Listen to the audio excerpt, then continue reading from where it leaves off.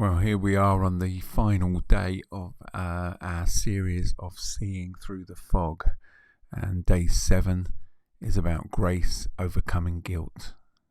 So on the final day of our reflection series, we are invited to contemplate the surpassing power of grace to transcend guilt and fear, drawing from the profound declaration in 2 Corinthians 12:9.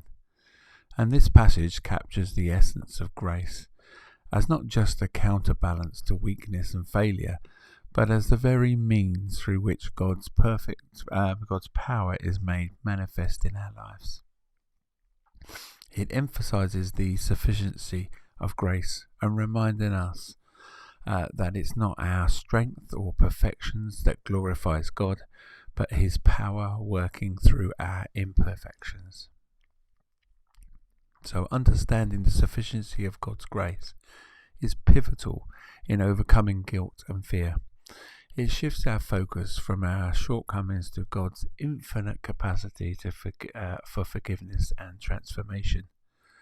And this perspective does not trivialize our failings, but places them in the contents of God's greater redemptive plan, where even our weaknesses can be used for His glory. So as we emphasize on God's grace, it means that we're seeing our weaknesses and our guilt not as insurmountable obstacles, but as opportunities for God to display His power and mercy. And this understanding liberates us from the cycle of guilt and fear. It's empowering us to live freely in the knowledge that we are loved and valued by God, flaws and all. And adopting a grace-centered mindset is a practical application that can transform how we view ourselves and our failures. This involves actively reminding ourselves of God's grace in moments of weakness and guilt, using scriptures like 2 Corinthians 12:9 as affirmations of our worth in God's eyes. And by doing so, we can begin to internalize the truth of grace for sufficiency, allowing it to shape our self-perception and our approach to challenges. Another great application is to use our stories of overcoming guilt and fear through grace as a means of encouraging others, sharing how we have experienced God's grace in our moments of weakness can offer hope and perspective to those who are struggling with similar feelings.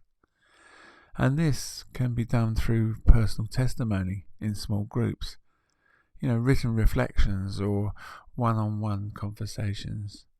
And by openly discussing our journeys, we not only bear witness to the transformative power of grace, but also invite others to experience this grace for themselves.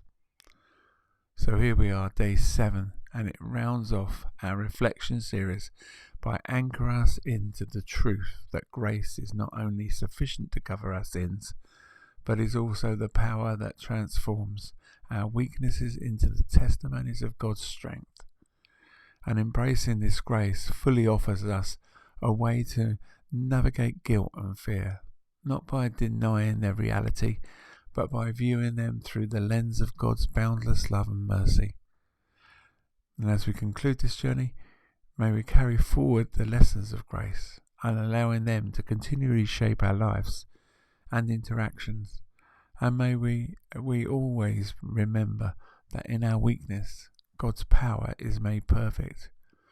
What a great way to finish the week, and a good way to see the face of grace working in its midst amongst us as a community of people who are devoted to God. So until next week, where I'll start a new series, I look forward to sharing with you.